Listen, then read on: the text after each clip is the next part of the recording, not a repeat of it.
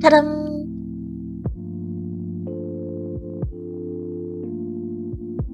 Last week, John's mom, Laura, came to visit, and we were so excited to host her. I couldn't wait to paint watercolor with her, and John could not wait to get his wholesome Midwestern mom in on painting minis and playing Kingdom Death with us.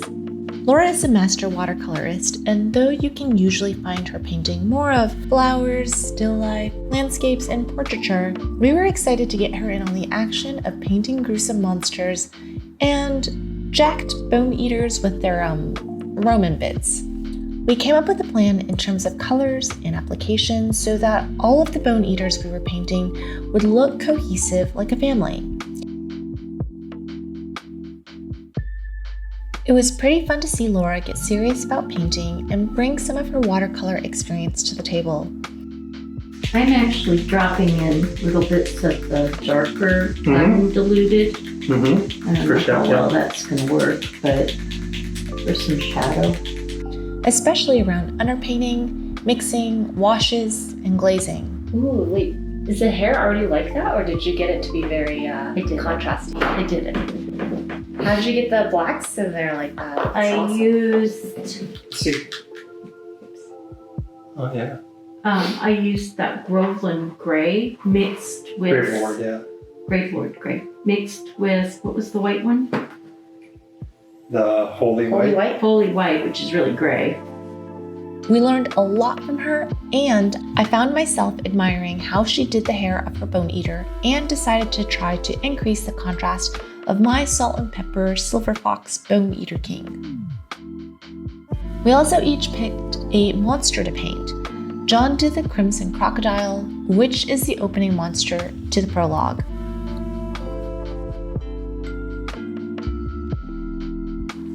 I did the screaming antelope, and Laura did the white lion from the core campaign.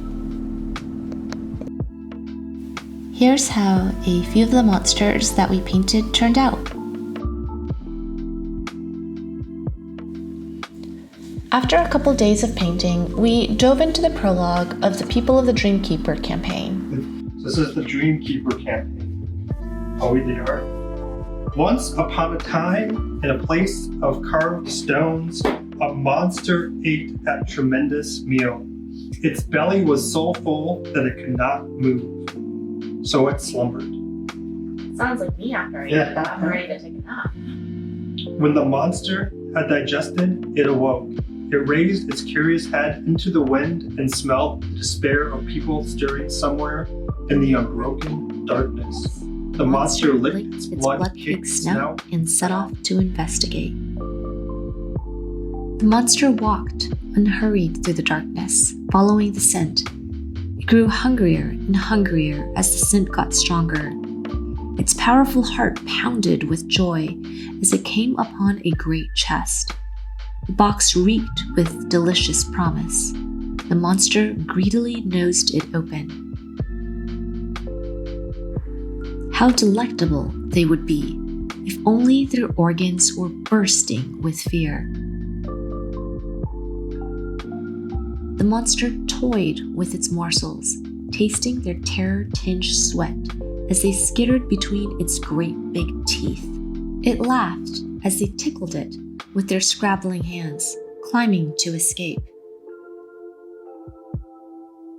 There was one mouthful that did not taste of terror. She was not tender with despair. She reached between the monster's grasping fingers and freed a shard of stone. She took a deep breath and bellowed into the darkness, hoping her cries would reach someone. Somewhere in the place of stone faces, people raised a lantern to illuminate their doom. They knew they could not survive, yet they struggled just the same. These are the ones that taste best, thought the monster, delighted. As we set up the game, I felt a little rusty because the last time John and I played Kingdom Death was maybe 2.5 years ago. This one here?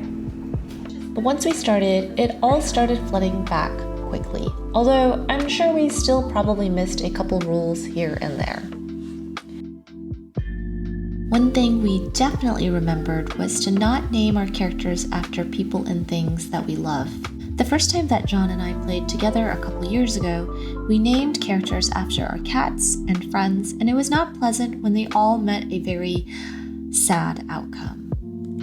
Do we have to name our character? Yeah, so you want to name, I highly recommend you don't name it anything that you love, because your character will at some point die. And probably horrible. My character will probably die right away. So we can do, we can name us, do you have a settlement? We don't have a settlement yet. We don't do that yet.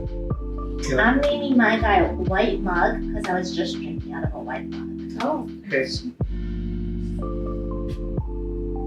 Although I already know I'm going to get attached to White Mug. If anything happens to White Mug, I'm going to get really upset. do Old Logan, I'm going to do her as... Mine is Glassine. I like your idea. Monday is after the person, so we got Old Logan and Monday. So when you create your character, You got old what? Old Logan. You're Yeah. killing off Logan? Not the dog, don't worry about it. During the Crimson Croc encounter, Laura ruled. He basically can't be used, so now you can actually do something. I can kill him. Do I want to just yeet the foundings? Do I want to yeet the, Yeah, if you want to. Eat it? yeet it, Eat it? yeet, throw? Bro. I still don't know exactly what it is, but okay. Just stab Yeah, him. you are. Okay. Alright, so I'm gonna use my founding stone and I'm gonna stab him right in the tongue. Or so. So you got a 4 and an 8. Okay. So it was a 2 and a 7 on there. Okay. So 2 is the number of dice, and 7 7 is what hits. you need to hit. Yep, so you hit the 8, which is Okay. great. Yep. Granted, her character suffered quite a bit of brutal injuries without dying though. Body takes a heavy, and you're okay, You're okay. for both. But next time, if you roll one, then you roll I'm with in severe injury. trouble. But 1, 2, 3. Perfect. Right there. Yep. So you're in his blind spot. Okay. Let's turn him around so I can see what I'm doing. Yeah, he's right in the tail. That beautiful tail we painted. Yep. So now you get overall. You know, what do you want Oh. to hit with? Okay, so I'll do founding stone. Yep. So you got a 9 and a 7, and you hit from behind. So both hit, which is awesome. So, as a result, you get 2 hit location cards. Please don't trap. You're gonna roll on both separately. Laura put the team on her back and carried us to the end of the first encounter.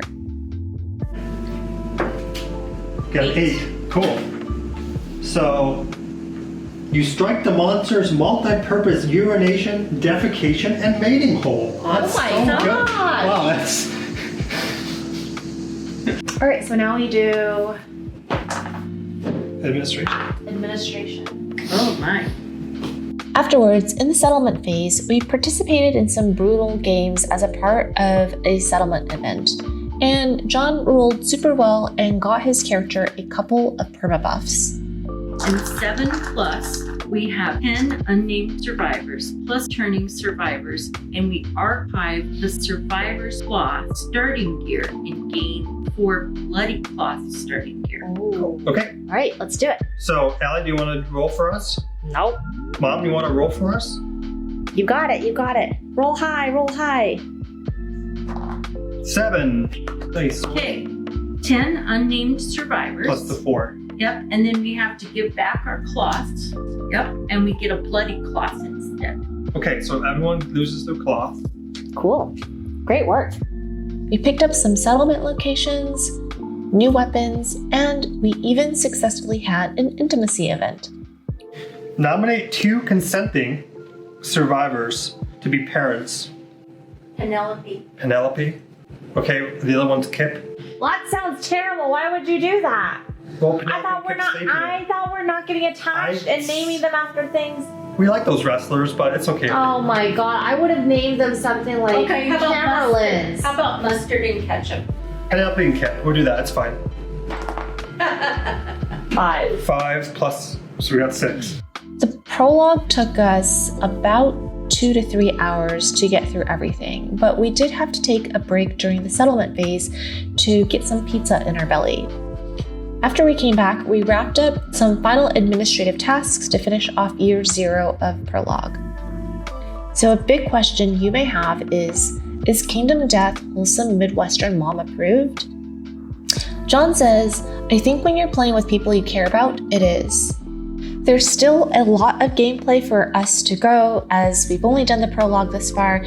We're excited to dive into Lantern Year 1 and play as far as we can. We've never actually beat Kingdom Death, so we'll have to see if this is the time that we do so. If you'd like to follow us along on more campaign play, don't forget to like and subscribe for more. Let me know in the comments what excites you most about Kingdom Death and what you're looking forward to. Thanks for watching and see you next time. Ta-da!